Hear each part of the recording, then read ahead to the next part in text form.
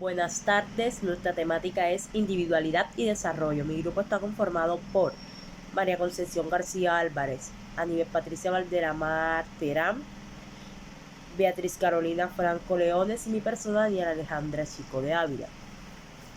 Abordamos la temática con lo que es individuo. El individuo es una persona diferente a los demás y según Marr es un ser social producto del desarrollo de esa sociedad. A continuación, mi compañera Beatriz Franco le va a estar haciendo un abrebocas sobre lo que es la individualidad, a partir del autor Unamuno. Bueno, gracias compañera. A continuación vamos a hablar un poco acerca de lo que es la individualidad según la filosofía de Miguel Unamuno. Bueno, Miguel Unamuno tiene como finalidad pues darnos su concepto acerca de la individualidad según su teoría, pero antes de hablar de individualidad pues se basa en tres subtemas iniciales. El primero de los subtemas es la finitud iconata. Bueno, la finitud iconata, este autor la expresa que nosotros como seres humanos no podemos llegar a tener una finalidad donde no exista la conciencia, es decir, donde no existe un propósito de lo que queremos o de lo que vayamos a hacer. Un ejemplo real. Nosotros como estudiantes de trabajo social, nuestra finalidad, además de obtener un título, es poder entrar a un ámbito laboral, poder transmitir o poner en práctica todos aquellos conocimientos que adquirimos durante nuestro proceso de formación, ¿verdad? Además de eso, generar unos ingresos para poder satisfacer nuestras necesidades básicas. Esa sería la finalidad de un estudiante de trabajo social y de cualquier otro estudiante de otra carrera. Ahora, si nosotros solo estudiamos para obtener un cartón, estaríamos cortando nuestro proceso. Es decir, que no va a haber una finalidad. Entonces, a eso más o menos es lo que el autor pues se refiere. Este subtema pues él lo divide en dos puntos que para él son importantes. El primer punto es el principio de unidad y continuidad. Pues en el autor hace referencia o hace comparación de la memoria y el tiempo. Pues él dice que la memoria es aquella que se encarga de recoger todo, ¿verdad?, lo que está en nuestro entorno, de conservarlo, para así poder saber lo que estamos haciendo en el presente y lo que vamos a hacer en el futuro. Otro de los puntos importantes es la relación individual y personal. Bueno, este tema básicamente habla acerca del enfoque personal, del descubrimiento de nosotros como personas, de cuáles son esas características que a mí me hacen diferente a las demás personas, pues en cultura, en religión, en valores, en pensamientos, entre muchas otras características pues que a mí me hacen diferente a la otra persona. En también enfatiza mucho lo que soy ahora en el presente y lo que me gustaría llegar a ser en el futuro. Bueno, partiendo de estos subtemas, es donde Miguel Unamuno pues inicia hablando de lo que es la individualidad. Pues él dice que la individualidad son todas aquellas características, o sea, es lo individual de cada persona, o todas aquellas características que a mí me hacen diferente a los otros, como les dije anteriormente. Pueden ser rasgos físicos, cultura, origen, creencias, valores, religión, entre muchas otras cosas. Aquí también hace mucho referencia a lo superficial, que es lo que nosotros vemos a simple vista de otras personas, ¿verdad? Lo que nosotros percibimos en el momento en que las vemos, y a lo postizo, que es lo que nosotros adquirimos de otras personas, ¿verdad? Inicia hablando de la individualidad y pues nos dice que la individualidad es continente. Aquí el autor pues hace referencia a que la carne y los huesos son una creación individual, es decir, es una creación pues de cada ser humano, y que además de eso el cuerpo y el espíritu no deben estar desligados, ya que la unión de estos dos hacen que nosotros actuemos o que accionemos como personas. También nos habla y nos dice que la individualidad manifiesta nuestra temporalidad. Este punto en especial pues me gustó mucho porque yo creo que es algo que vivimos diariamente. Aquí el autor hace hace una comparación entre las olas del mar y el fondo de las personas. ¿Por qué? Porque lo que nosotros vemos superficialmente, ¿verdad?, cuando vamos al mar, es que las olas gozan de una cierta tranquilidad, pero al pasar el tiempo empiezan las tensiones. Lo mismo pasa con los seres humanos. A veces solo nosotros como seres humanos, aunque suene feo, nos encargamos de juzgar a las otras personas y no nos encargamos de ver o de mirar más a fondo pues lo que estas personas viven, cuáles son las vivencias o cuáles son las situaciones que llevaron a estas personas a estar donde están. Un ejemplo de esto es cuando vemos a una trabajadora sexual. A simple vista, siempre hay comentarios u opiniones que no deberían ir al caso. Ay, no, pero ¿por qué ese trabajo y no otro? ¿Verdad? O qué asco, o no me gustaría ser como ella, pero no sabemos no sabemos cuántas situaciones esa persona ha enfrentado en la sociedad o en su vida. No sabemos cuáles fueron las situaciones que la llevaron a ella a tomar esta decisión.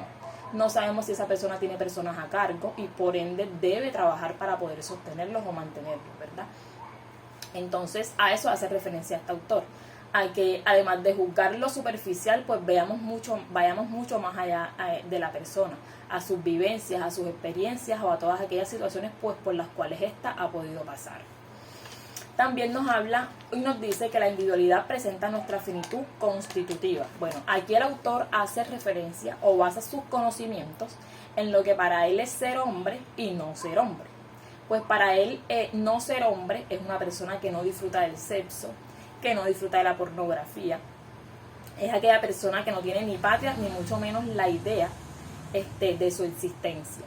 Y pues ser hombre es todo lo contrario, una persona que goza de sexo, una persona que tiene conciencia, porque para él la conciencia es bastante importante en el tema de individualidad.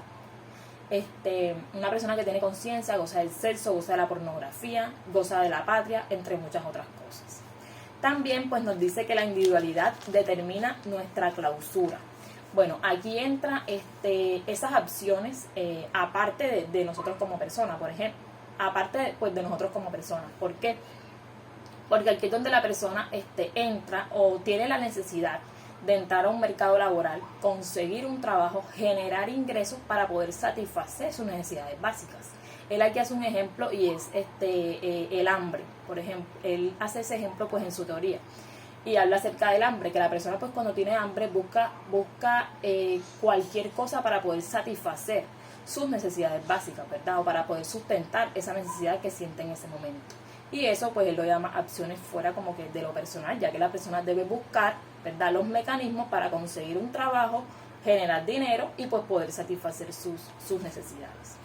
Y por último, él nos habla acerca de la conciencia individual. Pues para él la conciencia básicamente lo es todo, y más en el tema de la individualidad. Para él la conciencia es sentirse vivo, es sentir que los órganos funcionan, es sentir nuestro cuerpo, nuestra alma, y para él la conciencia pues básicamente es vivir, es estar vivos y estar aquí en la sociedad. Entonces, partiendo de este concepto de individualidad, damos paso a lo que son las dimensiones, ¿verdad? De cómo el individuo puede influir o de cómo el individuo influye a partir de unas dimensiones en la modernidad. Le damos paso a mi compañera Daniela.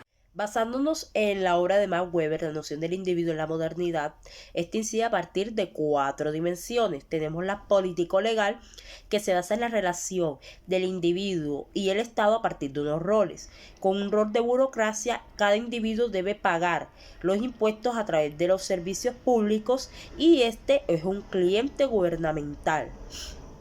Con un rol de ciudadano, donde él mismo ya tiene el derecho a la participación en los aspectos de ámbitos públicos. Tenemos la dimensión económica, que se basa en la relación de la sociedad con el individuo a partir de esa necesidad de buscar ingresos para satisfacer necesidades. También cabe resaltar que en esta dimensión se basa el rol de trabajador y consumidor, en donde el trabajador busca ser empleado de una empresa para generar ingresos y satisfacer esa necesidad. Ya también, bueno, no solo empleado de una empresa, porque también puede tener un empleo, ya sea formal e informal. Tenemos el rol del consumidor, que busca los bienes, servicios y herramientas para satisfacer dicha necesidad. También posee Max Weber en su obra pues una dimensión vocacional aspiracional, que esta se basa en los hábitos rutinarios que crea el individuo y el estilo de vida del mismo. Y aquí el individuo tiene una necesidad en la parte laboral de buscar algo que le genere ese ingreso, ya sea ya sea un trabajo, en este caso, pero acompañado de una profesión, lo cual le pueda al mismo individuo generar muchos más ingresos. Tenemos también la dimensión sensitivo-afectiva. Esta dimensión sensitivo-afectiva se basa más que el cuerpo es el centro de manipulación del dolor y del placer. Según Liebe-Polky, es un autor que dice que en la modernidad existen diferentes formas de obtener ese placer, ya sea por relaciones sexuales, por la pornografía, e incluso por las cosas que lo originan, como son los juguetes sexuales. En esta dimensión hay cabida a un cuidado hedonista. El hedonismo es la adicción al placer o el dolor del cuerpo. En este caso es la preocupación constante de un individuo. Ser delgado, si está gordo, mantener esos rasgos de juventud o hacer deporte. A continuación, nuestras compañeras nos van a hablar un poco sobre el desarrollo y cómo incide el individuo en ese desarrollo a partir de la modernidad. Mi nombre es María Concepción García Álvarez y voy a hablar un poco sobre desarrollo. El desarrollo significa evolución, transformación y desenvolvimiento de algo. Este concepto no tiene una definición única debido a su proceso de evolución y al constante cambio que tiene la sociedad. Por ende, este concepto de desarrollo puede estar relacionado con una persona, un individuo o una cosa que esté en un proceso de cambio.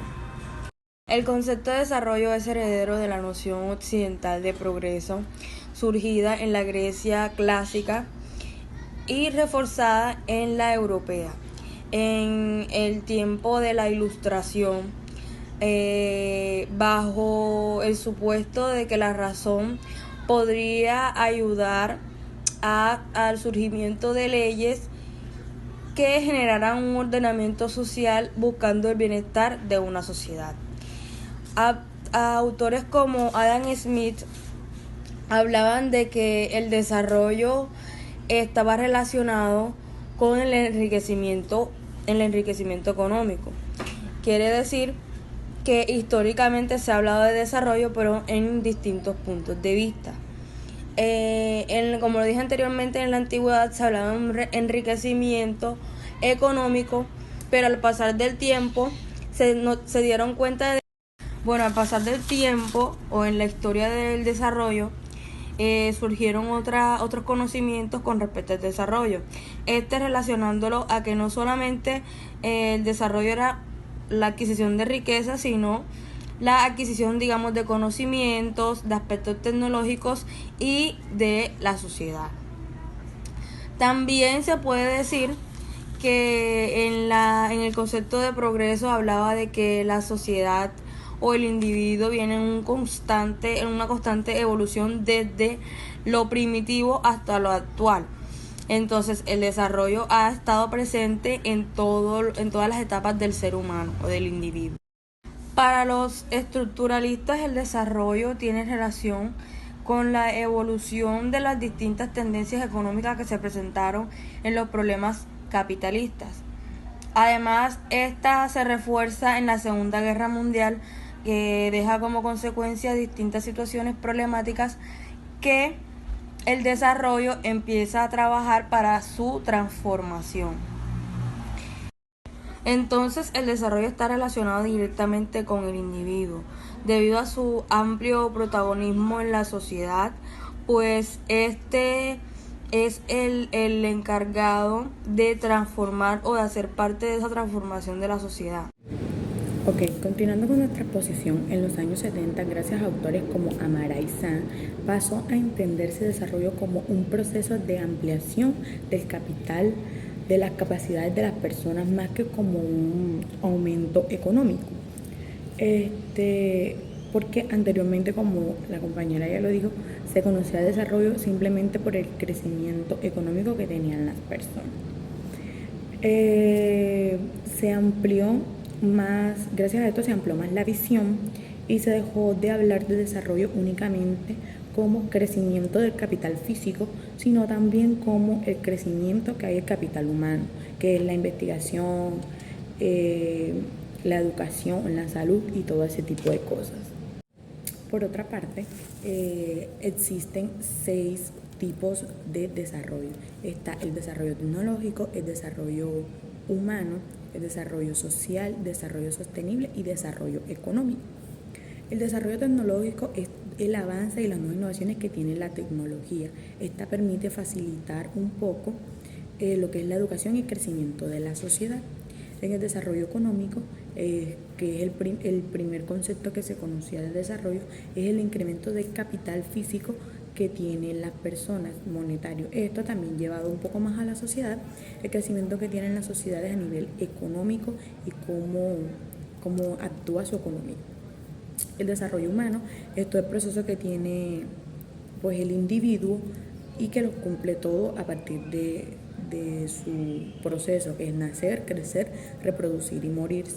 En este proceso entra en lo que es la cédula, cumpliendo cada una de sus funciones y haciendo que el individuo sea un poco más desarrollado, por decirlo así, a medida que va pasando el tiempo. Y el desarrollo social se entiende como es donde se mide cómo va la sociedad y cuál ha sido el avance que ha tenido a lo largo de un determinado tiempo. Y el desarrollo sostenible es el plan que mira los recursos que se tienen en el presente, aprovechando los recursos del futuro sin afectar el capital de futuras generaciones. Muchísimas gracias.